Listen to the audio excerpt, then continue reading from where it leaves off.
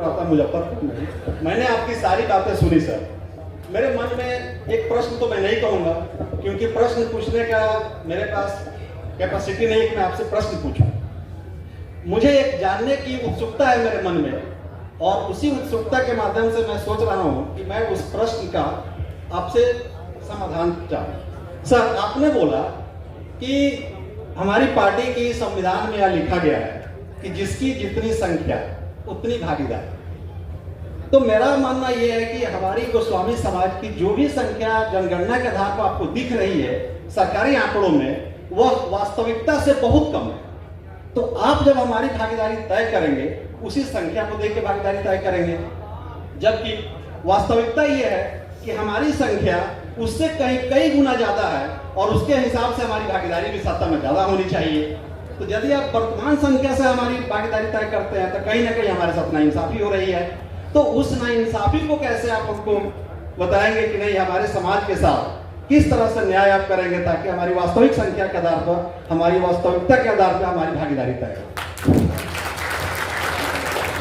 Hello जी, नमस्कार।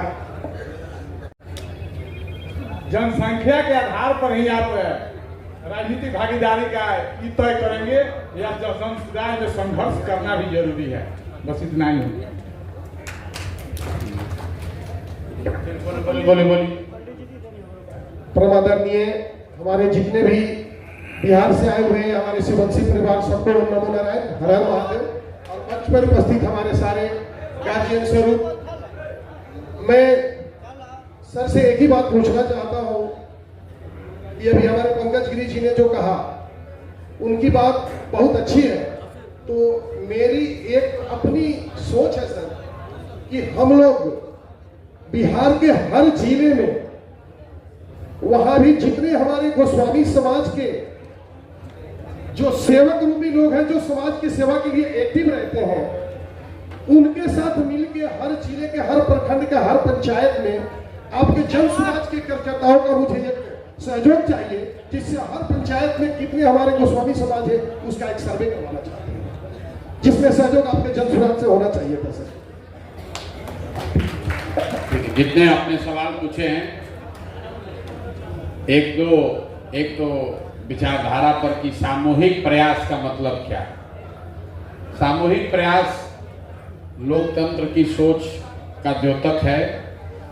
कोई व्यक्ति कितना भी बलशाली, होशियार, पैसे वाला, शक्तिशाली हो, जब तक समाज में सामूहिकता नहीं होगी, जब तक सब लोग कंधा नहीं लगाएंगे या ज्यादातर लोग कंधा नहीं लगाएंगे, तब तक बिहार जैसे राज्य की परेशानी को दूर नहीं किया जा सकता।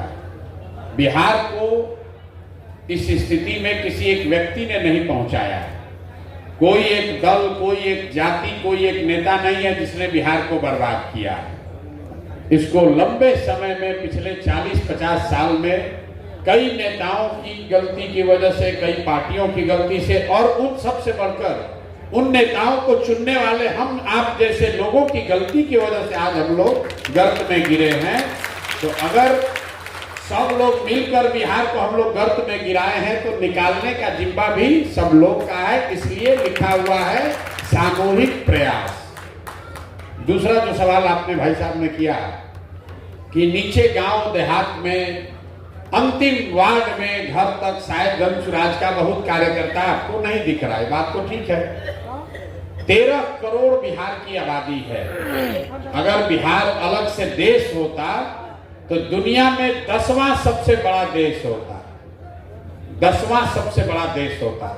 13 करोड़ आबादी तक किसी बात को, विचार को, व्यक्तित्व को, प्रोग्राम को पहुंचाने के लिए चाहे आप दिन रात जितना भी मेहनत कर लीजिए, एक समय लगना ही लगना है।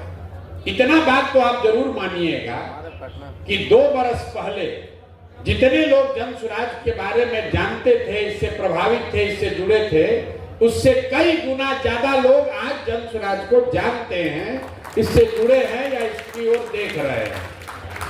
संगठन जो है वो गीली मिट्टी से दीवार बनाने के जैसा है। गीली मिट्टी, गिलावा का जो दीवार बनता है उसको आप एक दिन में नहीं बना सकते हैं। थोड़ा आप दीवार बनाते हैं, वो गीली मिट्टी थोड़ा सूखती है, फिर ऊपर से उस पर मिट्टी डालते हैं। एक ही बार दीवार उठाइएगा तो पलट जाएगा। संगठन भी सतत बनाया जा सकता है। आपको लग रहा है कि जन स्वराज का प्रचार और होना चाहिए, बहुत अच्छी बात है, होना चाहिए। आपको एक आंकड़ा दे देते हैं। भाजपा जो अपने आप को इतना बड़ा दल बताती है, जिसके संगठन की इतनी चर्चा है, आरएसएस की बात है, उनके पास अथक पैसा है, इतने नेता हैं, भाजपा को बिहार में 10% वोट लेने में 20 बरस लगे। 20 बरस भाजपा को बिहार में 10% वोट लेने में 20 बरस लगा। जन स्वराज अभी उपचुनाव लड़ा, हम लोग को ऐसी सफलता नहीं मिली जैसा हम लोग सोचते थे, लेकिन हम लोग की असफलता में भी 11 दिन पुराना दल 10% वोट लेकर आया। और जब 1 महीने के बाद एमएलसी का चुनाव हुआ, उसमें जन स्वराज के उम्मीदवार को 22% वोट आया। ये जन स्वराज की सोच का, प्रयास का प्रभाव है। और बेहतर होना चाहिए, उसी के लिए तो हम लोग लगे हुए हैं। अभी एक प्रशांत किशोर चले थे, अब हजारों आप जैसे लोग इसमें जुड़ेंगे। आज की इस बैठक के बाद आप जाइएगा, आप भी अपने गली मोहल्ला में 10 आदमी को जोड़िएगा, तभी तो उससे बात बढ़ेगी। दूसरी बात, आपने कहा कि आप बता रहे हैं कि 8 जातियों के पास जमीन है, तो कोई ये दुष्प्रचार कर सकता है कि प्रशांत किशोर ये जमीन आपके छीनने की बात कर रहे हैं। 2 बात है। एक तो जब मैंने ये अभियान शुरू किया तो मैंने अपने आप से ये संकल्प किया है कि चाहे कुछ भी हो जाए, जो मेरी समझ से गलत है उसको गलत ही बोलेंगे। जैसे बिहार में शराबबंदी, बहुत सारे लोग प्राइवेटली कहते हैं कि शराबबंदी हटना चाहिए, लेकिन पब्लिक में नहीं कहता है कि महिला नाराज हो जाएगी। लेकिन हम लोग दावा करके सामने ठोक कर कह रहे हैं कि शराबबंदी समाज के हक में नहीं है, क्योंकि शराबबंदी यहाँ ना लागू है, ना लागू किया जा सकता है। जो भूमि की बात है, आप पहले व्यक्ति नहीं है। बहुत लोगों ने कहा कि भूमि सुधार की आप बात कर रहे हैं, तो जिन समाज के वर्गों के पास जमीन है वो आपसे नाराज होगा। यही डर है कि सामाजिक न्याय की बात करने वाले लालू यादव ने, नीतीश कुमार ने आज तक बिहार में भूमि सुधार का बात नहीं किया, लेकिन हम लोग कर रहे हैं। आपको समझने की बात है, अगर भूमि सुधार लागू होगा तो जिसका जमीन है उसको भी लाभ है, क्योंकि आज आपके पास पेपर पर जमीन है, उसका मालिकाना हक नहीं है। उसका रसीद कटवाने जा रहे तो सीओ और डीसीएलआर 20,000, 40,000, 50,000 घूस ले रहा है। आज यहाँ एक एकड़ का दाम, 1 बीघे का दाम अगर 10 लाख है, पंजाब में जाइएगा 1 बीघे का दाम 80 लाख है। तो अगर बिहार में तरक्की होगी, भूमि सुधार लागू होगा, तो उससे जिनके पास जमीन है उसका भी फायदा होगा, और जिनको जमीन नहीं मिली, 1/3 जमीन यहाँ सरकारी डिस्प्यूट में पड़ा हुआ है। जरा आप पूछिए, विनोबा भावे 10 साल पैदल चले, भूदान आंदोलन बिहार में हुआ, लाखों एकड़ जमीन उन्हीं समाज के लोगों ने दिया जिसके पास जमीन थी। वो जमीन कहां गया, किसको मिला वो जमीन, कोई पूछने वाला नहीं है। बिहार में भूमि सुधार लागू होगा तो जिनके पास भूमि है उनका भी फायदा है, और जिनके पास भूमि नहीं है उनका भी फायदा है। तो इसमें डरने वाली कोई बात नहीं है। चुनाव में आप जाकर कुछ बोलिएगा तो कोई विरोध करेगा ही, लेकिन सबसे बड़ी बात है कि जो सही है वो बोलना है, चाहे कोई नाराज हो या खुश हो। और दूसरी बात कि जो नाराज हो रहा है उसको समझाने की बात है कि तुम्हारा इसमें फायदा है, तुम्हारा इसमें नुकसान नहीं है। शराबबंदी हटने से महिलाओं का फायदा है, उनका कोई नुकसान नहीं है, क्योंकि उनके घर के लड़के आज भी शराब तो पी ही रहे हैं। जो 100 रुपया का शराब था वो 400 रुपया में पी रहा है, और जहरीली शराब पी रहा है, उससे उसका लीवर खराब हो रहा है, जहरीली शराब पीने से उसका मृत्यु हो रहा है। अब कोई उससे फायदा नहीं है। शराबबंदी का नाम लिया, शराब का दुकान बंद हो गया, होम डिलीवरी चालू हो गया। ऐसे शराबबंदी का क्या फायदा है? तो इसको डट कर जन स्वराज खरी खरी बात बोले। जन स्वराज में जो लोग जुड़े हैं उनको मालूम है कि प्रशांत किशोर एकदम खरी बात, जन स्वराज खरी बात कह रहा है, बिना लाग लपेट के बोल रहा है, कोई लल्लो चप्पो वाली बात नहीं है। ठीक लगे तो मानो और न ठीक लगे तो जैसे जिंदगी बीत रहा है वैसे बिताओ। आपने पूछा शिक्षा को कैसे सुधारिएगा, तो लंबी चर्चा है, लेकिन 1-2 मिनट में आपको बताते हैं कि शिक्षा को लेकर जनसुराज की क्या सोच है। पूरे दुनिया में जहां पर भी अच्छी शिक्षा व्यवस्था बनी, वहां का मूल मंत्र यह है कि स्कूल, हर बच्चे तक स्कूल पहुंचाने के बजाय अच्छे स्कूल में बच्चों को पहुंचाया जाए। यहाँ जो बिहार में शिक्षा नीति है, ये समता मूलक शिक्षा नीति के नाम पर हर गांव में, हर पंचायत में 4 गो 5 गो विद्यालय खोल दिया। विद्यालय नहीं खुला, विद्यालय के नाम पर बिल्डिंग बना दिया। तो नतीजा क्या है? जहां बिल्डिंग है, गुलाबी रंग का रंगा हुआ है, वहां पर पढ़ाने वाला शिक्षक नहीं है। जहां शिक्षक है वहां बिल्डिंग नहीं है। जहां दोनों है वहां पढ़ाने की कोई व्यवस्था नहीं है। जहां तीनों है वहां बच्चे ही नहीं है। तो इसको सुधारने के लिए दुनिया में जो लोग इस चीज को समझते हैं, उन्होंने क्या कहा कि नहीं, अगर पूरे प्रखंड में 50 विद्यालय के बजाय 5 अच्छे विद्यालय बना दिए जाएं और लोगों को स्कूल बस की सुविधा दे दी जाए, ताकि लोग अपने बच्चों को स्कूल बस से स्कूल तक ले जाएं, तो वो ज्यादा बेहतर है। अब आप पे कैसे होगा? इसी बिहार में नेतरहाट का नाम आप सुने होंगे, आप शिक्षक हैं। नेतरहाट सरकारी विद्यालय था। इसी बिहार में नेतरहाट, एक नेतरहाट से 1500 से ज्यादा IAS IPS बने हैं, एक विद्यालय से। आप जरा समझिए कि अगर हर प्रखंड में एक भी नेतरहाट होता तो बिहार में कितने बच्चों का, कितने परिवार का जीवन सुधर जाता।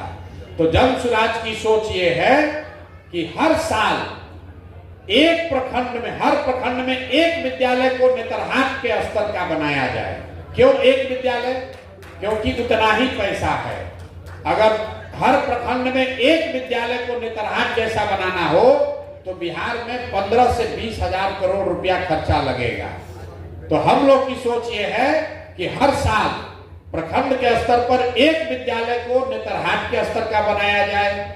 तब और जब तक दूसरे बच्चे कहाँ जाएंगे, तो घोषणा की गई कि जब तक सरकारी विद्यालय नहीं सुधरेगा तब तक आप अपने बच्चे को प्राइवेट स्कूल में भेजिए, उसका फीस सरकार की ओर से दिया जाएगा। और अगले 5 वर्ष में अगर हर वर्ष आप एक विद्यालय भी सुधारते हैं तो 5 वर्ष में हर प्रखंड में 5 को बढ़िया विद्यालय बन जाएगा। आप जरा बताइए, शहर में आप रहते हैं, विद्यालय आपके घर के बगल में नहीं है, आपका बच्चा कैसे जाता है? स्कूल बस से जाता है। अगर आपको मालूम है कि 5 किलोमीटर दूर एक बढ़िया विद्यालय है, अपने बच्चे को कंधा पर बैठा के ले जाइएगा, साइकिल पर ले जाइएगा, बजाय इसके कि आपके घर के बगल में विद्यालय, वहां पढ़ाई नहीं हो रहा, खिचड़ी खिलाया, घरे भेज दिया। तो आधा से ज्यादा विद्यालय को बंद कर देंगे और सिर्फ अच्छे विद्यालय ही चलाए जाएं, तभी बात बन पाएगी। अभी बिहार में 4 लाख शिक्षक है, लेकिन कोई ऐसा विद्यालय नहीं है जहां सभी विषयों के अच्छे शिक्षक हो।